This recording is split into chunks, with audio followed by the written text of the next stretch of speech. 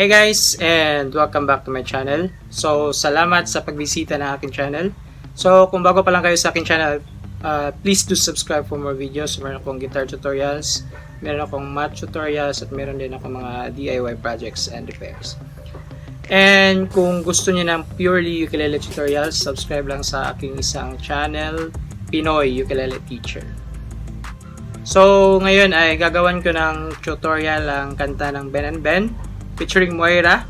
So, ang title ng kantang ito ay Pasalubong. So, na tayo sa mga chords na ginamit sa kanta. So, first, sa intro. So, sa intro ay C, G minor 7, then D minor 7. So, pwede dito, pwede dito.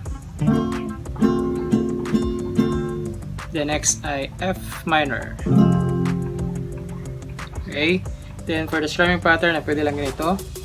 Down, up, down, up, down, up, down, up, down, up, down, up, down, up, down, up, down, up, down, up, down, up, down, up, down, up, down, up, down, up, down, up. Then sa refrain ay D minor 7, G. So sa G pwede dito, then pwede rin dito. Okay. So, gagawin yan twice. Then, punta tayo sa chorus. So, sa chorus ay F, G, then C, then C/B,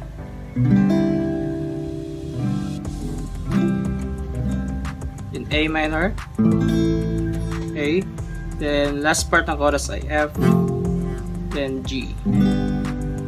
Then after ng G ay D minor 7, G, C, G, A.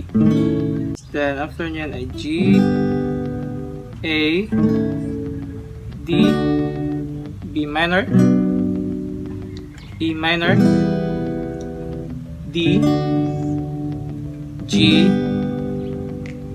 A. Next ay chorus. So sa next na chorus ay change key. So sa next na chorus ay G, A, D.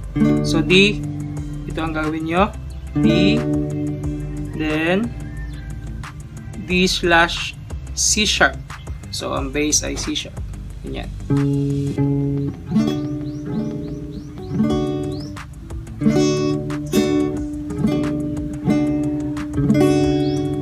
Okay.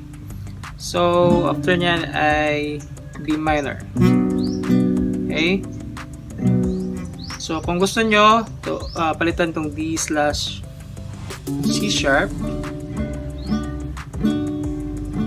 pwede lang gamitin nyo ay A. Okay. Parang ganito.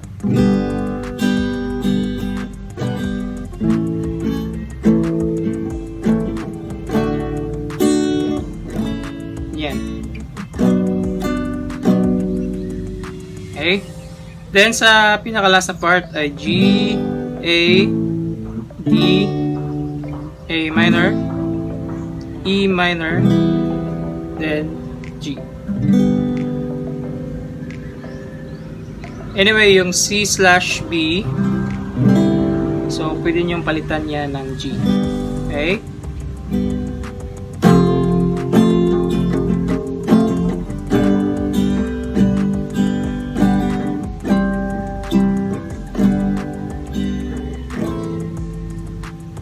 Yan.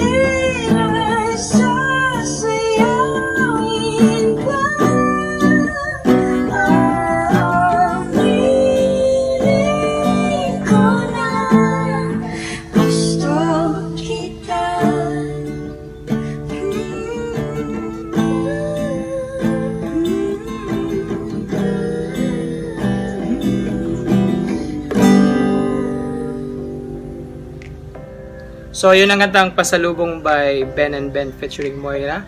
So, thank you for watching and see you next time.